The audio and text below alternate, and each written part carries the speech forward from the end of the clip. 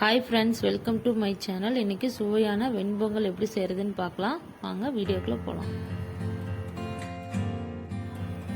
இந்த டம்ளர்ல 2 டம்ளர் பச்சரிசி எடுத்துக்கோங்க. 1 டம்ளர் பாசிப்பருப்பு எடுத்துக்கோங்க. நல்லா கழுவிட்டு 20 நிமிஷம் நல்லா ஊற வைங்க. அடுப்பு ஆன் பண்ணி ஒரு குக்கரை வச்சுக்கோங்க. ஊற வச்சிருக்க பாசிப்பருப்பையும் பச்சரிசியும் இதில் போட்டுக்கலாம். 1 டம்ளர் அரிசிக்கு 2 டம்ளர் தண்ணி ஊற்றிக்கிங்க. நான் மொத்தம் இப்போ 3 டம்ளர் எடுத்திருக்கேன். இப்போ அதனால் நான் இந்த டம்ளரில் 8 டம்ளர் தண்ணி இதில் ஆட் பண்ணிக்கிறேன்.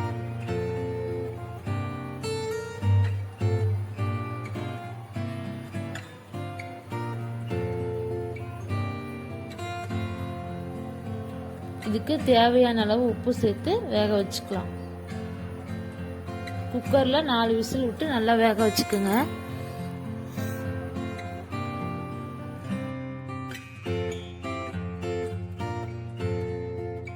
இப்ப குக்கரை ஓபன் பண்ணி பார்க்கலாம். பொங்கல் நல்லா வெந்து வந்திருக்கு. அடுப்பு ஆன் பண்ணி கடாயை வச்சுக்கலாம். இதுல 2 ஸ்பூன் நெய் சேர்த்துக்கலாம். இது கூடவே 1 ஸ்பூன் ஆயில் சேர்த்துக்கலாம்.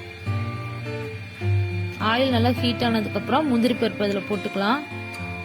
1 நிமிஷத்துக்கு அப்புறம் 1 ஸ்பூன் மிளகு, 1 ஸ்பூன் சீரகம் சேர்த்து 1 நிமிஷம் வணக்கிக்கலாம். இது கூடவே கருவேப்பிலை தழை சேர்த்துக்கலாம். இது கூடவே பச்சை மிளகா 3 ஆட் பண்ணிக்கலாம். 1 நிமிஷம் வதக்கினதுக்கு அப்புறம்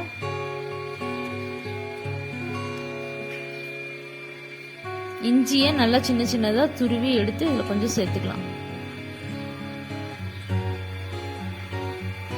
இதுல கொஞ்சம் பெருங்காயத்தூள் ஆட் பண்ணிக்கலாம்.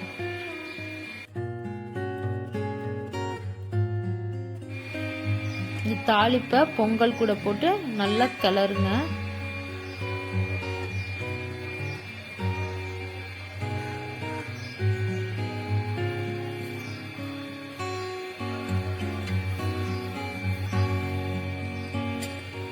இதுல உப்பு செக் பண்ணி பாருங்க. உப்பு பத்தலைன்னா இதுல இப்பயே ஆட் பண்ணிக்கோங்க. கொஞ்சம் ஆட் பண்ணிக்கோங்க. இப்ப சுவையான வெண்பொங்கல் ரெடி ஆயிடுச்சு. நீங்களும் உங்க வீட்டுல ட்ரை பண்ணி பாருங்க.